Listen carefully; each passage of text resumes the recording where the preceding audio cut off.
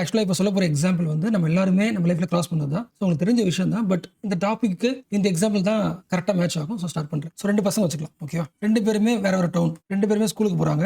இவர் படிக்கிற ஸ்கூல் வந்து private school. So private school சொன்னோடனே மைண்டுக்கு வர்றது இங்கிலீஷ் தான். ஸோ சின்ன வயசுல இருந்து இவர் வந்து இங்கிலீஷ் பேக்ரவுண்ட்லயே படிக்கிறார். அண்ட் இவங்க போற ஸ்கூல் வந்து கவர்மெண்ட் ஸ்கூல். அண்ட் சில கவர்மெண்ட் ஸ்கூல்ல இங்கிலீஷ் இருக்காது, சில ஸ்கூல்ல இருக்கும், பட் குவாலிட்டியா இருக்காது. இப்போ இந்த 2 பேரோட லைஃபையும் ஒரு ஃபாஸ்ட் ஃபார்வர்ட் பண்ணலாம். இந்த பேக்ரவுண்ட் ஸ்கூல்ல படிச்சுட்டு காலேஜ் முடிச்சுட்டு ஒரு ஹை பேயிங் ஜாபுக்கு 2 பேர் வராங்க. 2 பேருக்குமே ஒரே டேலண்ட் இருந்தாலும் இந்த கம்பெனி யாரை சூஸ் பண்ணும்? யாரால இங்கிலீஷ்ல ஈஸியா கனெக்ட் பண்ணிக்க முடியுமோ, பேச முடியுமோ அவங்கள சூஸ் பண்ணும்ல. என்ன ரீசன்? இந்த கம்பெனி வந்து பெரிய கம்பெனி, கரெக்டா? உலகம் முழுக்க பிரான்ச் இருக்கும். எல்லா ஊர்லயும் போயிட்டு நீ வந்து உனக்கு டேலண்ட் இருக்கு, ஓகே, பட் அங்க இருக்க எல்லாருக்கிட்டையும் கொலாபரேட் பண்ணி நீ வந்து லீடர்ஷிப் குவாலிட்டி இம்ப்ரூவ் பண்ணிக்கணும்னா கம்யூனிகேஷன் முக்கியம், அது இங்கிலீஷ் தான் முக்கியம். ஸோ இவனுக்கு டேலண்ட் இருந்தாலும் இங்கிலீஷ் இல்லாத ஒரு காரணத்தினால மேபி இவருக்கு ஜாப் கிடைக்க வாய்ப்பு கிடையாது. ஆக்சுவலா நீங்க சொல்றதா சொல்லலாம்.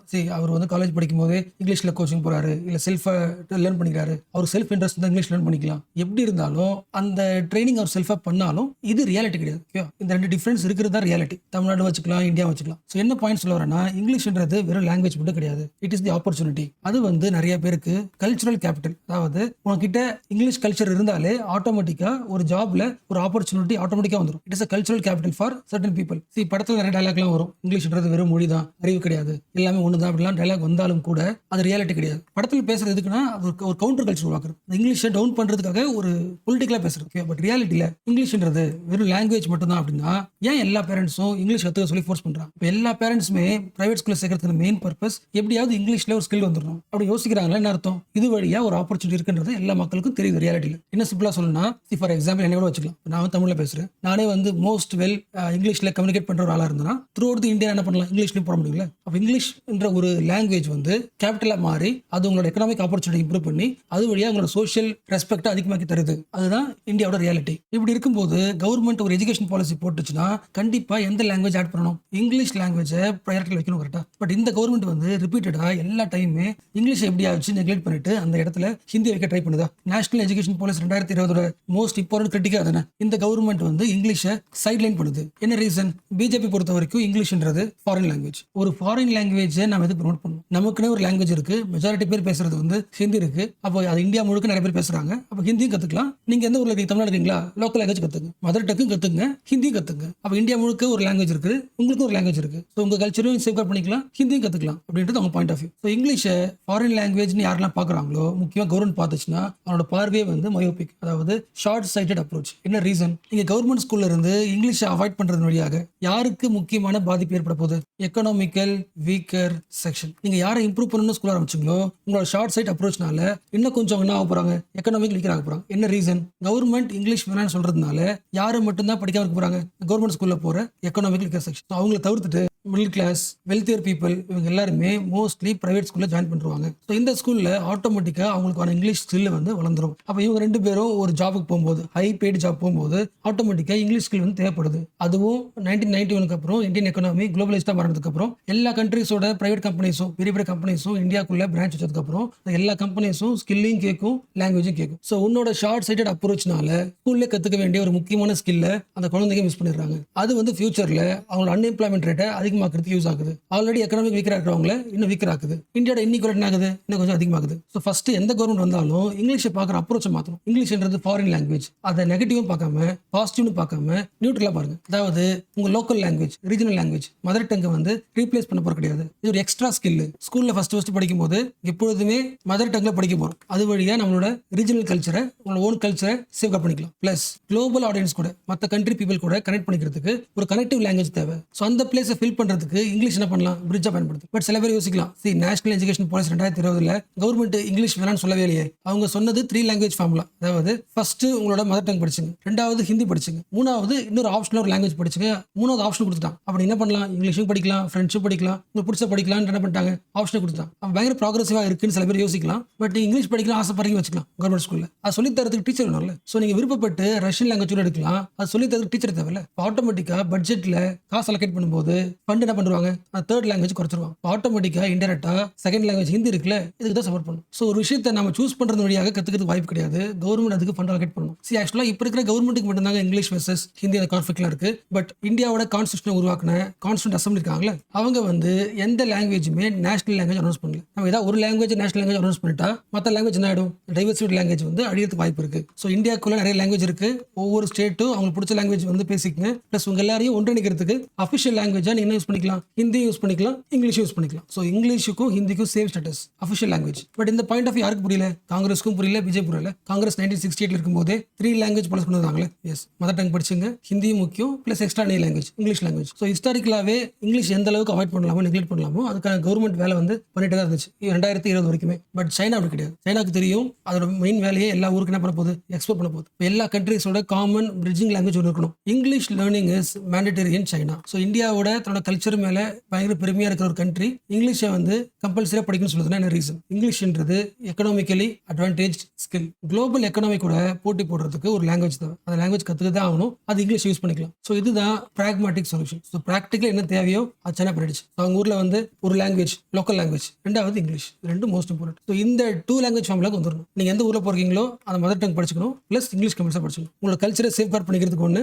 குளோபல் லெவலில் கனெக்ட் பண்ணி உலகம் முழுக்க எங்கெல்லாம் ஜாப்ஸ் இருக்கோ, ஹை பேயிங் ஜாப்ஸ் இருக்கோ, அந்த எக்கனாமிக் அட்வான்டேஜ் வாங்குறதுக்கான ஒரு லாங்குவேஜ். சி ஆக்சுவலாக இப்போ பேசின எல்லா பயனும் உங்களுக்கு தெரிஞ்சது தான். பட் அகைன் இன்னைக்கு சென்டர் பேஜ் ஆர்டிகல் வந்திருக்கு, ரீடிங் படிக்கலாம். செட் தி மையோபியா, அந்த ஷார்ட் சைடட் அப்ரோச் இருக்குல்ல, அதை விட்டுருங்க. Refocus on the relevance of English. ஒவ்வொரு பொலிட்டிக்கல் பார்ட்டியும் அவங்களோட பொலிட்டிக்கல் ஐடியாலஜிஸ் வழியாக இன்ஃப்ளூயன்ஸ் ஆகி இங்கிலீஷை வந்து ஸ்ப்ரெட் ஆகிறத ஸ்டாப் பண்ணிட்டாங்க. ஈவன் கான்ஸ்டியூஷன் ஆஃப் இந்தியா வந்து இங்கிலீஷ் லாங்குவேஜை சேஃப் கார்ட் பண்ணுறதுக்கு அஃபிஷியல் லாங்குவேஜ் அனௌன்ஸ் பண்ணியிருந்தாங்க கூட 2020 நேஷனல் எஜுகேஷன் பாலிசி அதுக்கான ரெஸ்பெக்ட் தராம அதை சைலண்ட் பண்ணுது, நியூட்ரலா பார்க்கல. இப்போ இருக்கிற சோஷியலி எக்கனாமிக்கலி டிஸ்அட்வான்டேஜ் இருக்காங்களே புவர் பீப்புள், அவங்களுக்கு இங்கிலீஷ்ல ப்ரொஃபிஷன்ஸ் இல்லாததுக்கான மெயின் ரீசன் யார்? கவர்மெண்ட் தான். கவர்மெண்ட் வந்து கவர்மெண்ட் ஸ்கூல்ல இங்கிலீஷ் அந்த அளவுக்கு ஃபோக்கஸ் பண்ணாதனால ஆல்ரெடி டிப்ரைவா இருந்தவங்க இன்னும் கொஞ்சம் எக்கனாமிக்கலி டிப்ரைவ் ஆயிட்டாங்க. அதாவது இந்தியாவில இருந்து இங்கிலீஷை தூக்குறதுன்றது எல்லாரையும் ஒரே மாதிரி இம்பாக்ட் பண்ணாது. மார்ஜினலைஸ் பீப்புளை இன்னும் கொஞ்சம் அதிகமாக அஃபெக்ட் பண்ணும். ஸோ இந்தியா வந்து எவ்வளோ ஃபாஸ்ட்டாக குளோபலைஸ்ட் ஆக முடியுமோ ஆகிட்டு இருக்கு. நிறைய கண்ட்ரிக்கு நம்ம எக்ஸ்போர்ட் பண்ணுறோம், எல்லா ஊர்லும் இன்வெஸ்ட் பண்ணுறோம். இந்த டைமில் 2011 சென்சஸ் எடுத்து பார்த்தோன்னா இந்தியாவில் 90% ஆஃப் பாப்புலேஷன்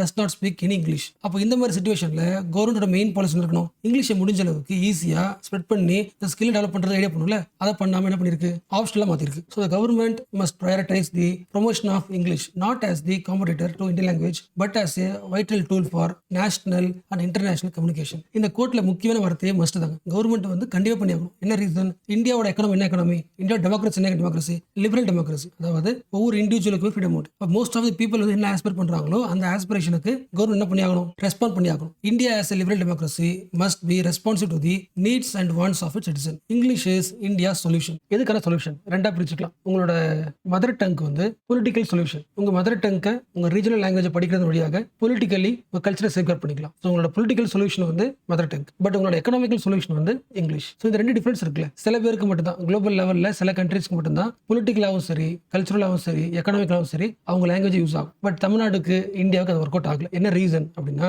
இங்க இருக்கிற அரசியல் கட்சியே கிடையாது. ஓகே, அப்படிதான் பாலிடிக்ஸ் சொல்றாங்க அப்படின்னா அதை நம்பாதீங்க. எந்த அரசியல் கட்சிகளுமே நம்மளோட ஓன் லாங்குவேஜை டிஸ்டர்ப் பண்ணிட்டு இன்னொரு லாங்குவேஜை ப்ரையாரிட்டி பண்ண ஆசைப்பட மாட்டாங்க. தமிழ்நாடுக்கு தமிழ் தான் முக்கியம், இந்தியாவுக்கு ஹிந்தி தான் முக்கியம், அப்படிதான் யோசிப்பாங்க. அப்போ தமிழ் வந்து எக்கனாமிக்கலி ஃபேவரா மாறல அப்படின்னா இது வந்து தமிழ்நாட்டுக்கு மட்டும் கிடையாது, குளோபல் முழுக்க எந்தெந்த கண்ட்ரில எல்லாம் காலனைசேஷன் இருந்துச்சு. ஸோ காலனைசேஷனோட இம்பாக்ட் இதுதான். சி ஆக்சுவலா போஸ்ட் காலனியல் ஸ்டடின்னு சொல்லுவாங்க, கண்டிப்பா நீங்க கேள்விப்பட்டிருப்பீங்க. ஒரு கண்ட்ரில பிரிட்டிஷ் ரூல் பண்ணதுக்கு அப்புறம் அந்த கண்ட்ரி வெளியே போயிடும், பிரிட்டிஷ் வெளியே போயிடுவாங்க. பட் அதோட ஆதிக்கம் வந்து அதோட domination, cultural domination, language domination, இது எல்லாமே ரொம்ப வருஷத்துக்கு இருக்கும், இன்ன வரைக்கும் இருக்குல்ல. எஸ். ஸோ ஒவ்வொரு கண்ட்ரியும் தன்னோட காலனியல் பீரியடோட இம்பாக்டை வந்து சரி பண்ணுறதுக்கு முயற்சி பண்ணிட்டு தான் இருக்கு. பட் காலனைசேஷன் இம்பாக்டான எல்லா ஊர்லயுமே பார்த்தீங்கன்னா 2 லாங்குவேஜ் பாலிசி தான் இருக்கும். அதுதான் வந்து காலனைசேஷனோட இம்பாக்ட். ஸோ ஒரு கண்ட்ரியில இருக்கிற கவர்மெண்டாலேயே அந்த காலனைசேஷன் இம்பாக்டை சரி பண்ண முடியலன்னா ஒரு கண்ட்ரியில ஒரு ஸ்டேட் சப் நேஷனா இருக்கிற ஒரு ஸ்டேட்டா இருக்கிற ஒரு கவர்மெண்டால காலனைசேஷன் இம்பாக்டை ரொம்ப சீக்கிரமா அவாய்ட் பண்ண முடியாது. அது மட்டும் இல்லாம தமிழ்நாடுக்கு வந்து காலனைசேஷன் இம்பாக்டும் இருக்கு, இங்கிலீஷ் இம்பாக்டும் இருக்கு. At the same time national லெவல்ல ஒரு ஹிந்தி லாங்குவேஜ் இருக்குல்ல, அந்த ஒரு டாமினேஷன் இருக்கு. அப்போ இந்த ரெண்டு ஸ்ட்ரகிள்லையும் நம்ம ஓன் கல்ச்சர் ப்ரைடை வந்து சஸ்டெயின் பண்றதுன்றது பெரிய challenge. So therefore refocus on the relevance of English for your economical opportunity. இதான் பிராக்மேட்டிக் சொல்யூஷன். ஓகே, இப்போ அடுத்த ஆர்டிகல் போலாமா? இங்க போட்டுருக்கல. ஆக்சுவலா இந்த ஆர்டிகல் வந்து குவாட் பார்த்தோம் இருக்கா, யூஎஸ்ஏ, ஆஸ்திரேலியா, இந்தியா, ஜப்பான் எல்லாம் ஒன்னா சேர்ந்து அந்த இண்டோ பசிபிக் ஓஷனை வந்து சேஃப் கார்ட் பண்ணணும்னு பார்த்தோம்ல. குவாடை பத்தி நம்ம ஆல்ரெடி நிறைய தடவை டிஸ்கஸ் பண்ணிருக்கோம். ஸோ இந்த ஆர்டிகல் வந்து ஒரு அப்டேஷன் மாதிரி தான். இந்த அப்டேஷன் பார்க்கறதுக்கு முன்னாடி அந்த பேசிக்ஸ் நான் ஷேர் பண்றேன். ஸோ ஃபர்ஸ்ட் அந்த பேசிக்ஸ் முடிச்சிருக்கேன், அதுக்கப்புறம் அப்டேஷன் ஆட் பண்றேன், அதையும் முடிச்சிருக்கேன். இந்த உலகத்தோட ஆல்மோஸ்ட் எல்லா ட்ரேடுமே எந்த ரூட்ல நடக்குது? சி ரூட் தானே, கரெக்டா? ஸோ இந்த வேர்ல்டு மேப்ல ஒரு 3 முக்கியமான ஓஷன் நம்ம எதை சொல்லலாம்? மோஸ்ட் இம்பார்ட்டன்ட்னா பசிபிக் ஓஷன், அடுத்து இந்தியன் ஓஷன், அடுத்து அட்லாண்டிக் ஓஷன். ஸோ இந்த 3 ஓஷன் தான் ஒட்டுமொத்த உலகத்தோட எக்கனாமியை ரன் பண்ண வச்சிட்டு இருக்கு. ஸோ அதுக்கு முன்னாடி இது என்னது? அமெரிக்காவா? இது யூரோப், இது ஆப்பிரிக்கா, இது India, China, Australia, Russia, Japan. So இப்போ சொல்லுங்களேன், இப்போ சைனால இருந்து அமெரிக்காவுக்கு வந்து ட்ரேட் பண்ண வச்சுக்கலாம். எந்த ரூட்ல டிராவல் பண்ணலாம்? லேண்ட்ல போனா இப்படி தான் போகணும், இது ரொம்ப கஷ்டம். ஸோ இப்படி போலாமா? இப்படி போனா இப்படி வந்துடலாமா? ஸோ சைனா வந்து அமெரிக்காவுக்கு போறதுக்கான ஈஸியஸ்ட் வழி எந்த வழி? பசிபிக் ஓஷனா? அடுத்து யோசிங்களேன், இப்போ சைனா வந்து யூரோப் போன வச்சுக்கலாம். யூரோப்புக்கு எப்படி ட்ரேட் பண்ணலாம்? எனக்கு தெரிஞ்சு 2 வழி போகலாம். ஒன்று இப்படி போலாமா, இப்படி போயிட்டு, இல்லைனா இப்படி போயிட்டு கடல் வழி இப்படி போலாமா? மேப் தெரியுதுல? எஸ். ஸோ ஒருவேளை இப்படி போச்சுன்னு வச்சுக்கலாம், இப்படியோ இல்லை வந்து இப்படியோ போச்சுன்னா, ஸோ இது பசிபிக் ஓஷன், இது என்னது? இந்தியன் ஓஷனா? So Pacific Ocean, Indian Ocean எப்படி உள்ள போதா? நான் கொஞ்சம் ஜூம் பண்றேன், ஓகேவா? உங்களுக்கு தெரிஞ்சிருக்கும், நான் ஜூம் பண்றேன். இப்போ சைனா யூரோப் போகணும்ல, அது இப்படி போலாம்ல, ஏன் எப்படி இப்படி இறங்கி போகுது? டைரக்டா இப்படி போனா நிறைய லேண்ட் இருக்குல்ல, இங்க எப்படி இருக்கு? லேண்ட் பகுதி ரொம்ப சின்னது தானே, கரெக்டா? So most of the trade routes வந்து நம்ம கண்டுபிடிக்கும் போது இந்த கடல் பகுதியில் எந்த இடத்துல லேண்ட் ரூட் ரொம்ப சின்னதா இருக்கு கண்டுபிடிப்போம், அது வழியா கிராஸ் பண்ணுவோம். ஸோ அந்த மாதிரி இடங்கள் நம்ம என்ன சொல்லுவோம்னா ஸ்ட்ரைட்னு சொல்லுவோம், ஓகேவா? இந்த பகுதி இருக்குல்லங்க, இதுக்கு பேர் வந்து Malacca strait. So most of the countries வந்து ட்ரேட் பண்ணும்போது இந்த மாதிரி ஸ்ட்ரைட்டை பயன்படுத்திக்கும். ஸோ நான் ஒரு ஸ்ட்ரைட் சொல்லிட்டேன், இப்போ நீங்க ஒன்று கண்டுபிடிங்களேன். ஸோ சைனா வந்து யூரோப்புக்கு போகணுமா? ஸோ இன்னொரு ரூட் சொல்லுங்க. ஒரு ரூட் வந்து இப்படி போயிடுச்சா, இது ஒன்று, வேற ட்ரை பண்ணுங்க. இப்படி போலாமா? இப்படி போயிட்டு ரிட்டர்ன் வந்து இப்படி போலாமா யூரோப்புக்கு? ஏன் எங்கே போறாங்க தெரியல, அந்த இடத்துல லேண்ட் எப்படி இருக்கு? சின்னதா இருக்கு. ஸோ ஈஸியாக கிராஸ் பண்ண முடியும். ஸோ இங்க இருக்கிற ஸ்ட்ரைட் நேம் தான் பனாமா கனல் சொல்லலாம், பனாமா ஸ்ட்ரைட், எனிதிங். இப்போ அடுத்த கொஸ்டின் நீங்க ட்ரை பண்ணுங்க. இப்போ அமெரிக்கா வந்து சைனாவுக்கு பொருள் அனுப்பணும். ஒன்று இப்படி வந்து இப்படி வேணா போகலாம். இப்போ எந்த ரூட்டு? இந்த ஸ்ட்ரைட் வருதா? Strait of Malacca? இல்லை என்ன பண்ணலாம்? இப்படி போலாமா? இப்படி வந்துடலாமா? ஸோ இப்போ பார்த்தா ஆல்மோஸ்ட் எல்லா ரூட்டுமே எந்த ஓஷனை பயன்படுத்துது? ஒன்று பசிபிக் ஓஷன், இல்லை இந்தியன் ஓஷனா? இந்த மாதிரி புரியுதா? இந்தியா, ஆஸ்திரேலியா, சைனா, அப்புறம் ஏஷியா. ஸோ எல்லாருமே இந்தியன் ஓஷன் வழியா இங்கே போறாங்க, பசிபிக் ஓஷன் வழியா அமெரிக்கா வழியா உள்ள போறாங்களா? உள்ள போந்து பனாமா கனல் வழியா அப்போ அந்த பக்கம் யூரோப் பக்கம் போறாங்க. அப்போ இந்தியன் ஓஷனும் பசிபிக் ஓஷன் தான் மோஸ்ட் இம்பார்ட்டன்டா. ஆல்மோஸ்ட் எல்லாருக்கும் புரிஞ்சிருக்கும். பட் நான் ஒரு எக்ஸாம்பிள் தரேன். இப்போ நம்ம வீட்டுக்கு மேலே ஒரு ஃபிளைட் போட்டு வச்சுக்கலாம். சும்மா ஒரு ஃபிளைட் போனாலும் என்ன பண்ணும்? போய் எட்டி பார்ப்போமா? ஸோ அதே ஃபிளைட்ல உலகத்தோட எல்லா முக்கியமான பொருட்களும் ட்ரேட் பண்றது எல்லாமே அந்த ஒரு ஃபிளைட்டை தான் போகுதுன்னா நம்ம என்ன பண்ணுவோம்? அதில் எப்படி போகுது பார்க்க ட்ரை பண்ணுவோம்ல. அதுவே நம்ம ஊர்ல இருக்கிற யாருக்குமே சாப்பாடே இல்லை, அந்த மாதிரி கண்டிஷன்ல நம்ம என்ன பண்ணுவோம்? எல்லா பொருளும் இந்த ரூட் தான் போகுது, அப்போ இந்த ஃபிளைட்டை கடத்தணும் ஆசைப்படுவோமா? ஸோ சேம் தான் இந்த சி ரூட். ஆல்மோஸ்ட் எல்லா பொருளுமே அந்த இந்தியன் பசிபிக் ஓஷன் ரூட் வழியா போறதுனால எல்லா குட்ஸையும் சேஃப் கார்டா பார்த்துக்க வேண்டியது எல்லா நாடுகளோட கடமை. பட் நீங்க சொல்லுங்களேன், இந்த பசிபிக் ஓஷனை சுத்தி எந்த கண்ட்ரிஸ்லாம் முக்கியமா இருக்கு? ஆஸ்திரேலியா சொல்லலாம், ஜப்பான் இருக்கு தானே, ஜப்பான், சைனா, இந்தியா, அமெரிக்கா சொல்லலாமா? இந்த ஒட்டுமொத்த பசிபிக் ஓஷனும் நாம சேஃபா பாத்துக்கலாம்னு சொல்லிட்டு America, Australia, India, Japan, so மொத்தம் 4 கண்ட்ரிஸா? ஸோ குவாட்னு சொல்லலாமா? ஸோ நியூஸ்ல எப்பெல்லாம் நீங்க இந்த குவாட் குரூப்னு கேள்விப்படுறீங்களோ, இந்த இந்தியா, ஆஸ்திரேலியா, ஜப்பான், அமெரிக்கா யாரும் கிடையாது, சைனா கிடையாது. ஏன்னா சைனா யார் பிடிக்காது, அமெரிக்கா பிடிக்காது. ஸோ இந்த 4 பேர் என்ன பண்ணுவாங்கன்னா இந்த பசிபிக் ஓஷனையும் இந்தியன் ஓஷனையும் எப்படி சேஃப் கார்டா பாத்துக்கலாம், எல்லா போற ட்ரேட்ஸ் எல்லாமே எப்படி வந்து செம செக்யூரிட்டியா பாத்துக்கலாம்ன்றது அங்க வேலை. ஸோ அதுக்காக உருவாக்கப்பட்ட அமைப்பு தான் குவாட். அந்த ஆங்கிளையும் பார்க்கலாம். பட் இன்னொரு ஆங்கிள் பார்க்கணும்னா இப்போ சைனா இருக்குல்ல, சைனா எப்படி போகும்? இப்படி தானே போகும். பட் இந்த ஏரியா யார் கண்ட்ரோலுக்கு வருது? இந்த 4 பேர் கண்ட்ரோலுக்கு வருதா? ஸோ அந்த ஆங்கிளையும் பார்க்கலாம். ஸோ இப்போ இந்த ஹெட்டிங் படிங்களேன், குவாட்ஸ் IPMDA இனிஷியேட்டிவ், ஏதோ ஒரு initiative. This initiative is a proof for free Indo-Pacific trade. So அந்த இந்தியன் ஓஷனும் பசிபிக் ஓஷனும் ஃப்ரீயா ஈஸியா ட்ரேட் பண்றதுக்கு ஹெல்ப்ஃபுல் பண்ற மாதிரி இந்த குவாட் கண்ட்ரிஸ் வந்து ஒரு இனிஷியேட்டிவ் பண்றாங்க. அப்போ இன்டர்நேஷனல் ரிலேஷன்ல இந்த குவாட்ன்றது மோஸ்ட் இம்பார்ட்டன்ட்ல. ஏன்னா எக்கானமி வருது, செக்யூரிட்டி வருது, USA வருது, இந்தியா எல்லாம் வராங்களா. So most important. So Indian ஓஷனும் பசிபிக் ஓஷனும் மோஸ்ட் இம்பார்ட்டன்ட் தெரிஞ்சு போச்சுல. என்ன காரணத்துக்கு? ஸோ இது வழியா தான் உலகத்தோட பிஸியஸ்ட் ட்ரேட் நடக்குதா. அப்போ இந்த ஓஷன்ல சேஃப்டி முக்கியமா? அப்போ என்ன பண்ணணும்? இந்த கடலை வந்து 24/7 வாட்ச் பண்ணுமா? ஸோ 24/7 ரியல் டைமிங் சொல்லுவாங்க. ஸோ குவாட் கண்ட்ரீஸ்ல என்ன முடிவு பண்ணிருக்காங்கன்னா இந்த ஏரியாவை 24/7 ரியல் டைமா வாட்ச் பண்ணலாம். ஸோ எப்பொழுதும் அலர்ட்டா இருக்கணுமா? ஸோ அதுக்கு உருவாக்குற சிஸ்டம் பேர் தான் IPMDA. இதோட எக்ஸ்பான்ஷன் ட்ரை பண்ணுங்களேன். Indian ocean, Pacific ocean. என்ன சொல்லுவாங்க? மெரிடைம் சொல்லுவாங்களா? கடல் தானே. So maritime domain awareness meaning புரிஞ்சா? எஸ். இந்த ஏரியாவை அவேர்னஸா பாத்துக்கலாம். அப்போ 24/7 அந்த ஏரியா பாக்குறோம்னா எத்தனை கப்பல் தேவைப்படும்? ஸோ இந்தியாவுக்கு தேவையான எல்லா கப்பலும் இந்தியா என்ன பண்ணுது? உற்பத்தி பண்ணிட்டு இருக்கு. ஸோ இப்போ நான் உங்களை ஒரு கொஸ்டின் கேட்கறேன். இது கடல் வச்சுக்கலாம், ஓகேவா? இந்த இடத்துல நிறைய இடத்துல வந்து நிறைய சென்டர்ஸ் உருவாக்குறாங்க. அதோட பேர் எழுதுறேன், மீனிங் சொல்லுங்க. இன்ஃபர்மேஷன் ஃபியூஷன் சென்டர் மீனிங் புரிஞ்சா? நிறைய கப்பல் டிராவல் பண்ணுவோம்ல. ஒரு இடத்துல டிராவல் பண்ணி முடிக்கும் போது நாங்க வந்த ஏரியா எப்படி இருந்துச்சு அதை பத்தி இன்ஃபர்மேஷன் பண்ணுவாங்க, எக்ஸ்சேஞ்ச் பண்ணிப்பாங்க. Information fusion centre. நெக்ஸ்ட் போற இடம் வந்து சேஃபா இருக்குமா இல்லையா, என்ன பிரச்சனை இருக்குன்னு இன்ஃபர்மேஷன் மொத்த அந்த கண்ட்ரீஸ் என்ன பண்ணிப்பாங்க, எக்ஸ்சேஞ்ச் பண்ணிப்பாங்க. இதோட ஹெட் குவார்டர் எங்க இருக்குன்னா இந்தியாவுடைய குருகிராம் பக்கத்துல இருக்கு. ஸோ இந்த சென்டரை வந்து சிம்பிளா ஒரே வார்டில் சொல்லுவாங்க, IFCIOR. இந்த வார்த்தை முக்கியம். அதாவது இன்ஃபர்மேஷன் ஃபியூஷன் சென்டர் எந்த இடத்துல? இந்தியன் ஓஷன் ரீஜன்ல. ஹெட் குவார்டர் எங்க இருக்கு?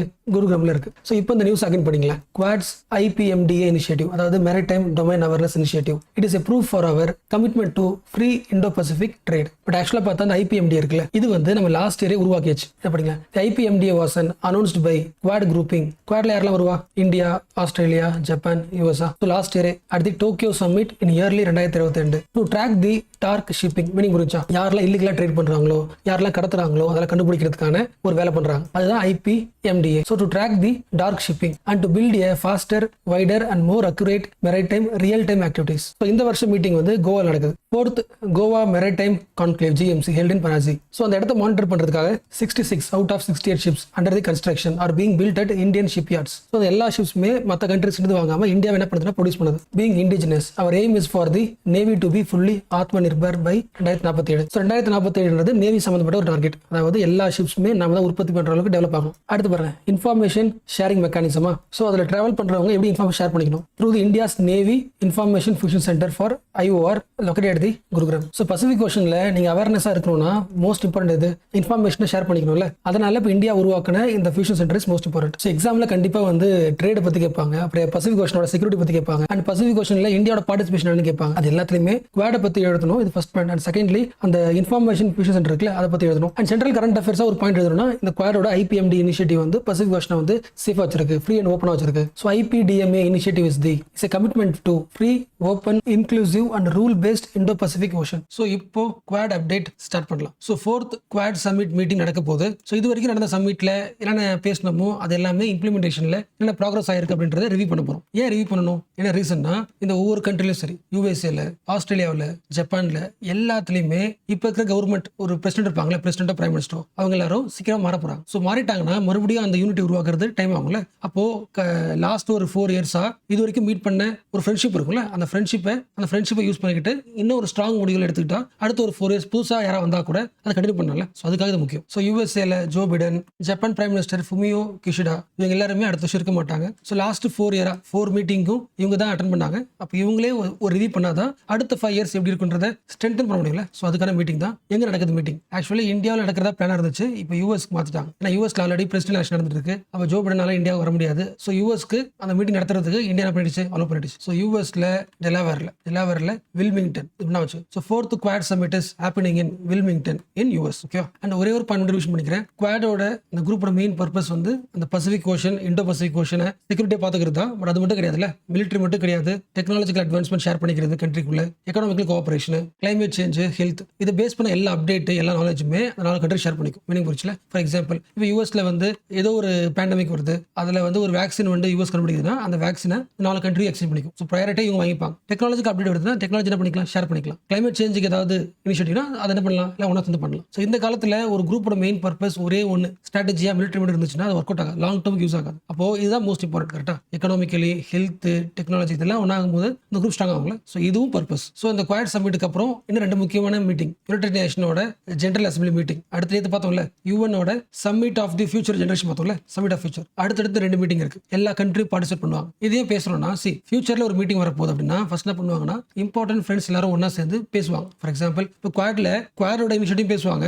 அடுத்து ஃபியூச்சர்ல இந்த ஜெனரல் அசம்பிளில என்ன பேசலாம், எல்லாருமே அந்த மீட்டிங்க்கு போவோம். அந்த மீட்டிங்ல என்ன பேசலாம், இப்போ சம்மிட் ஆஃப் ஃபியூச்சர் நடக்க போதில்ல, அப்போ இந்த மீட்டிங்ல என்ன பேசலாம் அப்படின்னு டிஸ்கஸ் பண்ணுவாங்க. ஸோ அதுக்காகவும் Quad important. So even general அசம்பிளிலையும் சம்மிட் ஆஃப் ஃபியூச்சர்லையும் இந்தியாவோட முடிவு என்ன இருக்கும் அப்படின்றத இம்பாக்ட் பண்ற மீட்டிங் கூட குவாட் இருக்கலாம். ஸோ இதெல்லாம் வாட்ச் பண்ண போறாங்க. ஸோ நெக்ஸ்ட் ஃப்ரண்ட் பேஜ்ல நீங்க எக்ஸாம் பாயிண்ட் ஆஃப் வியூ படிக்க வேண்டியது என்ன? ஃபர்ஸ்ட் நம்ம சைமல்டேனியஸ் போல்ஸ் ஆல்ரெடி இந்த கான்செப்ட் பார்த்தாச்சு. உங்க நோட்ஸ் ரிவிஷன் பண்றீங்க. ஒன் நேஷன் ஒன் எலெக்ஷன், அதோட பாசிட்டிவ் நெகட்டிவ். ஸோ அந்த ஐடியாவுக்கு சென்ட்ரல் கவர்மெண்ட் அக்செப்ட் பண்ணிருக்கு. ஸோ அதுக்கான பிளான் ஸ்டார்ட் பண்ண போறாங்க. நான் வேணா அகைன் இந்த வீடியோ அட்டாச் பண்றேன், அதை ரிவிஷன் பண்றேன். நெக்ஸ்ட் அந்த ரைட் சைடுல இருக்குல்ல, ஜம்மு காஷ்மீர்ல பீஸ்ஃபுல்லா ஃபர்ஸ்ட் ஃபேஸ் எலெக்ஷன் நடந்து முடிஞ்சிருக்கா. voting percentage வந்து 61%. எக்ஸாம் பாயிண்ட் ஆஃப் வியூ முக்கியம் இல்ல, பட் ஜம்மு காஷ்மீர்ல எலெக்ஷன் நடந்திருக்குன்ற அப்டேட் நான் வச்சுங்க. இந்த அப்டேட்ல இருந்தா அடுத்து யாரு வந்து பவருக்கு வரா, அவங்களுக்கும் சென்ட்ரல் கவர்மெண்ட்டுக்கு என்ன ரிலேஷன்ஷிப், அப்புறம் அந்த ரிலேஷன்ஷிப்போட ஆர்டிகல் என்ன, அதெல்லாம் பேச ஆரம்பிப்பாங்க. ஸோ எலெக்ஷனை வாட்ச் பண்ணுங்க. ஸோ மோஸ்ட்லி அந்த சென்ட்ரி பேஜை தவிர்த்துட்டு இந்த editorial, opinion, comment, text and context இதுதான் வந்து மெயின்ஸ் யூஸ் ஆகுது. அதை தவிர்த்துட்டு வர எல்லா நியூஸையும் நீங்க வந்து ஃபேக்ட்ஸா பார்க்கணும். அதாவது பேசிக்ஸோட ஃபேக்ட்ஸா பார்க்கணும். ஸோ சைமல்டேனியஸ் எலெக்ஷன்னா இந்தியாவோட எலெக்ஷன் சிஸ்டத்தை ரிவிஷன் பண்ணிருக்கோம், கிளாஸ் நடத்திருப்பாங்க. ஸோ ஜம்மு காஷ்மீர் ரிலேஷன்ஷிப்னா சென்ட்ரல் ஸ்டேட் ரிலேஷன்ஷிப் இருக்குல்ல, ஒரு சாப்டர் பாலிட்டியில் முக்கிய ஆர்டிகல்ஸ் ரிவிஷன் பண்ணணும். அடுத்து 3 பாருங்களேன், Indus water, India free stocks. So இந்த நியூஸை படிச்சதுக்கு அப்புறம் டேரக்டா உங்க கிளாஸ் நடத்திருப்பாங்களே, இண்டஸ் வாட்டர் அக்ரிமெண்ட் இந்தியாவுக்கு பாகிஸ்தானுக்கும், அதை ரிவிஷன் பண்ணணும். அடுத்து ரைட் சைட்ல militant open fire in Manipur village. So internal செக்யூரிட்டியில எக்ஸ்ட்ரீமிசத்தை சரி பண்றதுக்கு இருக்கு, இந்தியாவோட பாலிசிஸ் என்ன பாயிண்ட் சொல்றேன்னா, இது எல்லாமே ஒரு பேசிக் கிளாஸ் அட்டெண்ட் பண்ணீங்கன்னா இந்த டாபிக்லாம் வந்துடும். ஸோ நமக்கு என்னன்னா எந்த டாபிக்ஸ்லாம் இந்த வருஷம் முக்கியம் அப்படின்னு தெரிஞ்சுக்கிறதுக்கான ஒரு மீடியம் தான் பேப்பரை தவிர இந்த நியூஸ் எல்லாம் மெமரி பண்ண கிடையாது. நான் வச்சுக்கோங்க. ஓகேவா? ஸோ டிக் பண்ணிட்டு ஆக்சுவலாக முக்கிய பாயிண்ட் நிறைய அகாடமி என்ன பண்றாங்கன்னா இந்த ஹெட்டிங் பார்த்துட்டு டேரக்ட் என்ன பண்ணுவாங்கன்னா அந்த பேக்ரவுண்ட் இன்ஃபர்மேஷன் சொல்ல வச்சிருவாங்க. பட் ஃபர்ஸ்ட் பிரைமரிலி இன்னைக்கு கரண்ட் அஃபேர்ஸ்ல என்ன பாயிண்ட், இப்போ militant open fire and money ப்ரிவிலேஜ்னா ரீசன் இருக்குல்ல, அந்த ரீசன் மோஸ்ட் இம்பார்ட்டன்ட். அதை ஃபர்ஸ்ட் முடிச்சதுக்கு அப்புறம் தான் பேக்ரவுண்ட் நாலேஜ். ஏன்னா நீங்க இன்டர்வியூ பண்ணா கூட ரீசெண்ட் இஷ்யூல நீங்க எப்படி தான் கேட்பாங்க. ரீசெண்ட் இஷ்யூ தெரியாம வெறும் பேசிக் மட்டும் படிச்சிக்கிட்டா அப்ளை பண்ண முடியாது, நாலேஜை வந்து ரியாலிட்டி அப்ளை பண்ண முடியாது. So first priority current affairs என்ன தெரிஞ்சுங்க, அப்புறம் உங்க நோட்ஸ்ல போயிட்டு விஷயம் பண்ணுங்க. என்ன பண்ணக்கூடாதுன்னா ஒவ்வொரு டைமும் நியூஸ்ல வரும்போதெல்லாம் இந்த டாபிக் பத்தி எழுதிட்டே கூடாது. ஸோ உங்க டேல பாதி ஆஃப் என்ன பண்றீங்க, பேசிக்ஸ் படிக்கிறீங்களா, polity, economy, history, geography, mains class இருக்குங்களா, அது பாக்குறீங்களா, அது ஸ்டாட்டிக்கா எழுதி வச்சுக்கிட்டு பேப்பர்ல வர எல்லா டாபிக்ஸையும் எடுத்து ரிவிஷன் பண்ணிட்டு தான் இருக்கணும். தவிர ஒவ்வொரு அகாடமிலையும் ஒரு விஷயத்தை பார்த்துக்கிட்டு சமரைஸ் பண்ணிட்டு கூடாது. ஸோ செப்டம்பர் 1 சென்ட்ரல் கவர்மெண்ட் ஒரு பேனல்ல கிரியேட் பண்ணாங்க. அந்த பேனலோட ஹெட் யாரு, நம்மளுடைய old president, farmer president Ramnath Kovind. So இவரோட தலைமையில ஒரு கமிட்டியை கிரியேட் பண்ணி இந்தியால ஒன் நேஷன் ஒன் எலெக்ஷன், சிம்பிளா ONOE, S, one nation one election, இந்த பிளானை கொண்டு வரலாமா, அதுல ஃபீசிபிலிட்டி இருக்கா அப்படின்னு ஸ்டடி பண்ணி சொல்லிருக்காங்களா. ஸோ இந்த ஒன் நேஷன் ஒன் எலெக்ஷன் இதோட மெயின் எய்ம் என்னங்க, இந்தியாவில் நடக்கிற எல்லா எலெக்ஷனையும் சின்க்ரோனைஸ் பண்ணணும், ஒரே நாளுக்கு கொண்டு வரணும். அதாவது ஒவ்வொரு ஸ்டேட்டுக்கும் அந்த ஊரோட எலெக்ஷன் எப்போ நடக்கும், அந்த அந்த ஸ்டேட்டோட 5 வருஷம் முடிஞ்சதுக்கு அப்புறம் நடக்கும். தமிழ்நாட்டுக்கு ஏதோ ஒரு வருஷம் வரும், கேரளாவுக்கு ஏதோ ஒரு வருஷம் வரும். அந்த மாதிரி பண்ணாம இந்தியா முழுக்க இருக்கிற எல்லா ஸ்டேட்ஸுக்கும் ஒரே நாள்ல ஒரே தடவை என்ன பண்ணிடலாம், எலெக்ஷன் வச்சிடலாம். அதான சைமல்டேனியஸ் எலெக்ஷன். எஸ். ஸோ இந்த விஷயத்துக்கு ராகுல் காந்தி என்ன சொல்றாருன்னா, இது என்ன ஸ்கூல் எலெக்ஷனா, ஸ்கூல்ல ஒவ்வொரு கிளாஸ்க்கும் எலெக்ஷன் நடக்கும், ஒரே நாள் அனௌன்ஸ் பண்ணி எல்லாத்தையும் முடிக்கிறது. ஒவ்வொரு ஸ்டேட்ஸோட இருக்குல்ல ஸ்ட்ரக்சர் இருக்குல்ல, எல்லாம் யூனிக். அப்ப அந்த எல்லா ஸ்டேட்ஸுக்கும் சென்ட்ரல் கவர்மெண்ட் என்னைக்கு டேட் அனௌன்ஸ் பண்ணுதோ அப்ப எல்லா ஸ்டேட்ஸ்க்கும் எலெக்ஷன் நடக்க போகுதுன்னா அது எப்படி ஃபெடரலிசத்துக்கு ஈக்குவலா இருக்கும். ஃபெடரலிசம் பிரின்சிபலை அஃபெக்ட் பண்ற மாதிரி இருக்குல்ல, அதாவது ஸ்டேட்டோட இண்டிபெண்டன்ஸியை, ஆட்டோனமியை டிஸ்டர்ப் பண்ற மாதிரி இருக்குல்ல. உங்களை யோசிக்க முடியுதா? ஃபார் எக்ஸாம்பிள் இப்போ தமிழ்நாட்டில் யார் சிஎம், ஸ்டாலினா. இப்போ அடுத்த எலெக்ஷன் எப்போ வரும், கரெக்டா இவரோட ஆட்சி 5 வருஷம் முடிஞ்சதுக்கு அப்புறம் அந்த வருஷம் எலெக்ஷன் வரும். கரெக்டா? இப்போ கேரளாவில் யார் இருப்பா, ஒரு சிஎம் இருக்காங்களா, அவங்களுக்கு எப்போ எலெக்ஷன் வரும், அந்த ஸ்டேட்ல அந்த சிஎம் பார்ட்டி வந்து 5 இயர்ஸ் முடிஞ்சதுக்கு அப்புறம் எலெக்ஷன் வருமா? அப்படி கிடையாது. எல்லா ஸ்டேட்டுக்கும் சென்ட்ரல் கவர்மெண்ட் அனௌன்ஸ் பண்ணும் இந்த டேட்னு, அப்போ எல்லாத்துக்கும் எலெக்ஷன் இருக்கும். அப்போ நாம வந்து சென்ட்ரல் டிபெண்ட் பண்ற மாதிரி இருக்குல்ல, அப்போ ஸ்டேட்டோட ஃப்ரீடம் போற மாதிரி இருக்குல்ல, அதான் அஃபெக்டிங் தி ஃபெடரலிசம். இந்த சைமல்டேனியஸ் எலெக்ஷன்ல பாசிட்டிவ்ஸ் இருக்கு. பட் இப்போ வந்து நம்ம யாரோட பாயிண்ட் ஆஃப் வியூ பேசுறோம், அப்போசிஷன் பார்ட்டி, அதாவது அந்த இந்தியா இருக்குல்ல, இந்தியான்ற எதிர்க்கட்சிகள் கூட்டணி அலைன்ஸ் இருக்குல்ல, அவங்களோட பாயிண்ட் ஆஃப் வியூ பேசும். அப்போ அவங்க பாயிண்ட் ஆஃப் வியூ பேசும்போது அவங்களோட பாஸ்ட் சொல்லுவாங்களே, அந்த பாயிண்ட்ஸ் நம்ம என்ன பண்ணணும், எழுதணும் இல்ல, யோசிக்கணும் சொல்றேன். உங்க நோட்ஸ்ல என்ன பாயிண்ட் இருக்கணும்னா, simultaneous election to weaken the federal system. இந்த பாயிண்ட் நெகட்டிவ் எழுதிக்கலாம். ரெண்டாவது முக்கியமான பாயிண்ட், சைமல்டேனியஸ் எலெக்ஷன்ல இருக்கிற பிராக்டிகல் லிமிடேஷன். பிராக்டிகலா ஃபார் எக்ஸாம்பிள் இப்போ கேரளாவில் கவர்மெண்ட் வந்து ஒரு 4 இயர்ஸ் ஆயிருக்கும். இப்போ நம்ம ஊர்ல சிஎம் ஆட்சி பண்ணி ஒரு 2 இயர்ஸ் இருக்கும். இன்னொரு ஸ்டேட்ல 1 இயர் தான் இருக்கும். இன்னொரு ஸ்டேட்ல முடிய போகுது, 5 இயர்ஸ் கிட்ட வரப்போகுது. அப்போ எல்லாருக்கும் எலெக்ஷன் வந்து 2025 அப்படின்னு ஒன்று ஃபிக்ஸ் பண்ணும்போது இப்போ இவங்க என்னது ஒரு வருஷம் முடிஞ்சிருக்கு, இவங்க எத்தனை வருஷம் ஆட்சி பண்ணலாம், 5 இயர்ஸா. அப்போ அடுத்த வருஷம் தான் எலெக்ஷன் ஆயிடும். இந்த சிஎம்க்கு 2 வருஷம் தான் ஆட்சி இருப்பார். அப்போ ஒவ்வொரு ஸ்டேட்லயும் இப்போ கரண்ட்லி பவர்ல இருக்கிறவங்களோட டியூரேஷன் ஆகும், கரெக்டா 5 இயர்ஸ் முடிக்க முடியாது. இன்னும் 3 இயர்ஸ் சில பேருக்கு இருக்கும், சில பேர் 7 இயர்ஸ் இருக்கும். அப்போ அது வந்து அந்த கான்ஸ்டியூஷனோட மெத்தடே மாத்தும்ல. ஸோ ரெண்டாவது நெகட்டிவா எழுதிக்கலாம். Simultaneous election it reduces or increases, இல்லைனா சிம்பிளா it changes the terms of the government currently in power. So இப்போ கரண்டா இருக்கிற கவர்மெண்டோட டேர்ம் டியூரேஷனை வந்து குறைக்கலாம் இல்லை அதிகமாக்கலாம். அப்போ அது ஒரு ப்ராப்ளம் உருவாக்கும். ரெண்டாவது point. So one more time சொல்லலாமா, வாட் இஸ் சைமல்டேனியஸ் எலெக்ஷன்? பார்லிமெண்ட்டுக்கு, ஸ்டேட் கவர்மெண்ட்டுக்கு, அப்புறம் லோக்கல் செல்ஃப் கவர்மெண்ட்டுக்கு இந்த எல்லா எலெக்ஷனும் will happen at the same time. So 1 இயர்ல ஒரு டைம்ல எலெக்ஷன் முடிஞ்சிடும் எல்லாத்துக்கும். பிரைம் மினிஸ்டர் சூஸ் பண்றது, சிஎம் சூஸ் பண்றது, அப்போ உங்க ஏரியாவுக்கு பிரசிடென்ட் சூஸ் பண்ணுவோம்ல, பஞ்சாயத்து எல்லாமே. So what is the main aim of one nation எலெக்ஷன்னா ஃப்ரீக்வன்சி ஆஃப் போல்ஸ். அடிக்கடி ஓட்டு போட போறோம்ல, ஸ்டேட் எலெக்ஷன், லோக்சபா எலெக்ஷன், அப்புறம் பஞ்சாயத்து. எஸ், இந்த ஃப்ரீக்வன்சி ஆஃப் போல வந்து குறைக்க முடியுமா, குறைச்சி ஒரே டைம் ஃபிக்ஸ் பண்ணலாமா, அதுக்கு ஃபீசிபிலிட்டி இருக்கா? இந்த பாயிண்ட் உங்களுக்கு தெரியும். நான் அகைன் ஏன் சொல்றேன்னா, இப்போ நான் எழுதிருக்கேன்ல, எல்லா வார்த்தையும் நோட்ஸ்ல இருக்கும். ஓகே, இது எல்லாமே கீவேர்ட்ஸ். ஃபார் எக்ஸாம்பிள் இங்க போட்டிருக்கேன்ல, what is the aim, reducing the frequency of polls, one of the main aim of one nation one election. அந்த லைன்ஸ் இருக்கணும். ஓகே, நான் ஆல்ரெடி உங்களுக்கு கான்செப்ட் தெரியும், பட் நோட்ஸா எப்படி வச்சுக்கணும்னு சொல்றேன். ஸோ இதுக்கு ஃபீசிபிலிட்டி இருக்கான்னு ஸ்டடி பண்ணலாமா? ஃபர்ஸ்ட் பாயிண்ட், இந்தியா விடுதலை அடைஞ்ச உடனே ஜனவரி 26, 1950 முதல் முறையா இந்தியா முழுக்க எலெக்ஷன் நடக்குது. அந்த டைம்ல கிடையாது, ஒவ்வொரு ஸ்டேட்லயும் கவர்மெண்ட்லாம் கிடையாது. ஸோ ஒட்டுமொத்த இந்தியாவுக்கு எலெக்ஷன் நடக்குது. ஸோ ஃபர்ஸ்ட் டைம் லோக்சபாவுக்கும் எல்லா ஸ்டேட்டுக்கும் எலெக்ஷன் ஒரே நாள் நடக்குது. So first ever election to Lok Sabha and all state assembly election. So இது ஓரளவுக்கு அடுத்த 15 வருஷத்துக்கு கரெக்டா இருந்துச்சு. ஃபார் எக்ஸாம்பிள் 1950, அப்புறம் 1955, அப்புறம் 1960, அப்புறம் 65, கரெக்டா ஒட்டுமொத்தம் எல்லா ஸ்டேட்ஸும் சூப்பரா வந்துட்டு இருந்துச்சு. 1959ல ஃபர்ஸ்ட் ஒரு தடங்கள் வருது. கேரளா கவர்மெண்ட்டை யார் தூக்கிடுறா, சென்ட்ரல் கவர்மெண்ட் ரிமூவ் பண்ணிடுது. என்ன காரணம், ஆர்டிகல் 356, அதாவது கேரளா கவர்மெண்ட் வந்து கான்ஸ்டியூஷனை ஃபாலோ பண்ணி ஒர்க் அவுட் பண்ணல. So constitutional machinery break down, article 356 சொல்லிட்டு அந்த கவர்மெண்ட் தூக்கிட்டாங்க. So dismissed the Kerala government. அதுக்கப்புறம் சொல்ல வேணாம், 1960ஸ்ல ஆரம்பிச்சா ஒவ்வொரு சட்டமன்றம், அதாவது ஒவ்வொரு ஸ்டேட் கவர்மெண்ட்லயும் பிரச்சனை பிரச்சனைகள் வேற வேற மாறிட்டே இருக்கு. அதாவது ஒவ்வொரு ஸ்டேட் கவர்மெண்ட்டும் ஏதோ ஒரு காரணத்துல அந்த கவர்மெண்ட் என்ன பண்ணுது, அந்த ஃபுல் 5 இயர்ஸ் முடிக்காமலே கலையுது, ரிசால்வ் ஆகுது. அது உங்களுக்கு தெரியுது. ஃபார் எக்ஸாம்பிள் ஆட்சி அமைக்கிறாங்க, திடீர்னு எம்எல்ஏ என்ன பண்றாங்க, ஆளுங்கட்சியில இருந்து எதிர்கட்சிக்கு ஜாயின் பண்ண ட்ரை பண்ணுவாங்க, இன்னொரு ஆட்சி உருவாக்க ட்ரை பண்ணுவாங்க. அந்த மாதிரி ஆட்சி கலைஞ்சிக்கிட்டே இருக்கு. ஸோ இது அப்படிலாம் நடந்து நாங்கள் ஆட்டோமேட்டிக்கா ப்ராக்டிகலா லோக்சபாக்கு தனியாக எலெக்ஷன் நடக்கும், ஒவ்வொரு ஸ்டேட்டுக்கும் எலெக்ஷன் தனியாக நடந்துகிட்டு இருக்கு இது வரைக்கும். ஸோ இப்போதைக்கு நீங்க பாத்தீங்கன்னா அருணாச்சல் பிரதேஷ், சிக்கிம், அப்புறம் வந்து ஆந்திர பிரதேஷ், அப்புறம் ஒடிஷா, இப்போதைக்கு இந்த 4 ஸ்டேட்ஸ் கூட தான் லோக்சபா எலெக்ஷனும் சேர்ந்து நடந்துட்டு இருக்கு. மற்ற எல்லா ஸ்டேட் எலெக்ஷனும் அந்த டைம்ல மாற்றி நடந்துட்டு இருக்கு. இப்போ நாளைக்கே வந்து எல்லா ஸ்டேட்டோட எலெக்ஷனையும் ஒரே நாளில் ஃபிக்ஸ் பண்ணிக்கலாம், லோக்சபா எலெக்ஷனோட ஃபிக்ஸ் பண்ணிக்கலாம். அப்படி ஃபிக்ஸ் பண்ணி நம்ம கேம் ஆரம்பிச்சாலும் எல்லா ஸ்டேட் கவர்மெண்ட்டும் கரெக்டாக ரன் ஆகும் சொல்ல முடியாது. கண்டிப்பா ஒரு ஸ்டேட் ரன் ஆகலாம், ஒரு 3 வருஷத்துல ஆட்சி கலையலாம், சிலது 2 வருஷத்துல கலையலாம். ஸோ அகைன் எப்படி 1956 ஸ்டார்ட் பண்ணி மாறிச்சோ அதே மாதிரி அகைன் நாங்கள் ட்ராக் மாற வாய்ப்பு இருக்கு. ஸோ ப்ராக்டிக்கலா பார்த்தா திஸ் இஸ் நாட் ஃபீசிபிளா. எஸ், இப்போ என்ன பண்ணலாம்னா, but even though one nation one election அந்த பிளான் ஓகேவா ஆயிடுச்சுன்னா அதில் என்ன பாசிட்டிவ்ஸ் என்ன நெகட்டிவ்ஸ். பாசிட்டிவ் பார்க்கலாம். இந்தியாவில் சைமல்டேனியஸ் எலெக்ஷன் கொண்டு வந்தாங்கன்னா என்னென்ன பாசிட்டிவ், பப்ளிக் மணியை சேவ் பண்ணலாமா. எஸ், ஒவ்வொரு ஸ்டேட்டும் எலெக்ஷன் நடக்கும், ஒரே நாள் நடந்து போச்சு. அப்போ எலெக்ஷனோட செலவு குறையுமா. செகண்ட் பாயிண்ட் இது யோசிக்க முடியுதா, ஒரே நாள் எலெக்ஷன் நடந்துச்சுன்னா அட்மினிஸ்ட்ரேஷனோட பர்டன் கொஞ்சம் குறைஞ்சிரும்ல. ஃபார் எக்ஸாம்பிள் இப்போ இந்த மாசம் வந்து எலெக்ஷன் ஒரு ஸ்டேட்ல நடந்து வச்சுக்கலாம், எலெக்ஷன் கமிஷன் போகும், இப்போ என்ன பண்ணும், அங்கே எலெக்ஷன் நடத்துறதுக்கான ஒரு அட்மினிஸ்ட்ரேஷன் மெக்கானிசம் ரெடி பண்ணிட்டு பிளஸ் செக்யூரிட்டி ஃபோர்ஸஸ்லாம் போட்டு பார்த்துக்கும். எலெக்ஷன் முடிஞ்சதுக்கு அப்புறம் ஆயிடும், திடீர்னு அடுத்த மாசம் வேற ஒரு எலெக்ஷன் இருக்கும், அங்கேயும் போகணும், சேம் செட்டப். அடுத்த வருஷம் வேற எங்கேயா இருக்கும், அடுத்த 6 மாசம் எங்கே இருக்கும். அந்த அட்மினிஸ்ட்ரேஷன் செட்டப் என்ன பண்ணிட்டே இருக்கணும், ஒவ்வொரு தடவையும் மாத்தி போட்டுட்டே இருக்கணும், செக்யூரிட்டி ஃபோர்ஸஸ் போயிட்டே இருக்கணும். அது ஒரு பர்டன் இல்லை. அப்போ அந்த அட்மினிஸ்ட்ரேஷனோட இந்த ஸ்ட்ரெயின் இருக்குல்ல, அது குறைக்கலாம் ஒரே நாள் எலெக்ஷன் வச்சு முடிச்சிட்டா. மூணாவது most important point, timely implementation of government policies. யோசிக்க முடியுதா, ஒரு 5 இயர்ஸ்ல ஒரே நாள் எலெக்ஷன் நடந்து முடிஞ்சிச்சுன்னா எல்லாரும் என்ன பண்ணலாம், எல்லா கட்சியும் மக்களுக்கு என்ன பாலிசிஸ் தேவையோ அதை இம்ப்ளிமெண்ட் பண்ணலாம். இப்போ மோடி என்ன பண்றாரு, பிரைம் மினிஸ்டர் இருக்காரு, ஒருவேளை இப்போ அடுத்த 6 மாசத்துல ஒரு ஸ்டேட்ல எலெக்ஷன் நடக்க வச்சுக்கலாம். அப்போ பிஜேபி சார்பாக என்ன பண்ணி ஆகணும், போய் அங்கே பிரச்சாரம் பண்ணி ஆகணும். அடுத்த 6 மாசம் இன்னும் இடத்துல நடக்கும், அங்கே பிரச்சாரம் பண்ணணும். அப்படி பார்த்தா ஒவ்வொரு ஸ்டேட்லயும் ஒரு நடக்கும்போது பிரச்சாரத்துக்கே பாதி டைம் போயிடும்ல. அப்போ அதெல்லாம் ஒட்டுமொத்த இந்தியாவுக்கு எலெக்ஷன் ஒரே நாள் முடிஞ்சிச்சுன்னா பிரச்சாரமே தேவையில்லை, அடுத்த 5 வருஷம் ஒர்க் மட்டும் பார்க்கலாம். So timely implementation of government policies. So இந்தியாவோட டெவலப்மெண்ட் ஆக்டிவிட்டிஸை ஈஸியாக ஃபோக்கஸ் பண்ணலாம். எதை தவிர்த்துட்டு, எலெக்ஷன் இயரிங் தவிர்த்துட்டு, அதாவது எலெக்ஷன் வேலையே பண்ணிட்டு இருந்தது இந்தியாவோட டெவலப்மெண்ட்டுக்கு ஃபோக்கஸ். ஸோ இப்போ பார்த்தாங்க பாசிட்டிவ்ஸ், வேற எதுவுமே இல்லை. பட் நெகட்டிவ்ஸ்னு பார்த்தா உங்களுக்கு தெரியும், ஒரே நேஷன் ஒரே எலெக்ஷன் அப்படி சொன்னாலே இது எதை குறிக்குது, யூனிட்டரியா குறிக்குது. பட் இந்தியான்றது என்னது, ஃபெடரலிசம்ல. எஸ், அதாவது ஆர்டிகல் 1ல சொல்லப்படி யூனியன் ஆஃப் ஸ்டேட்ஸ். அப்போ ஸ்டேட்ஸோட அதிகாரம் மோஸ்ட் இம்பார்ட்டன்ட்ல, ரெண்டாவது மோஸ்ட் இம்பார்ட்டன்ட். அடிக்கடி எலெக்ஷன் நடந்துட்டே இருந்தா மட்டும்தான் அந்த கவர்மெண்ட்டுக்கு எப்படி இருக்கும், ஒரு செக்மேட்டா இருக்கும். ஃபார் எக்ஸாம்பிள் இப்போ மோடி இருக்காரு வச்சுக்கலாம், அவரு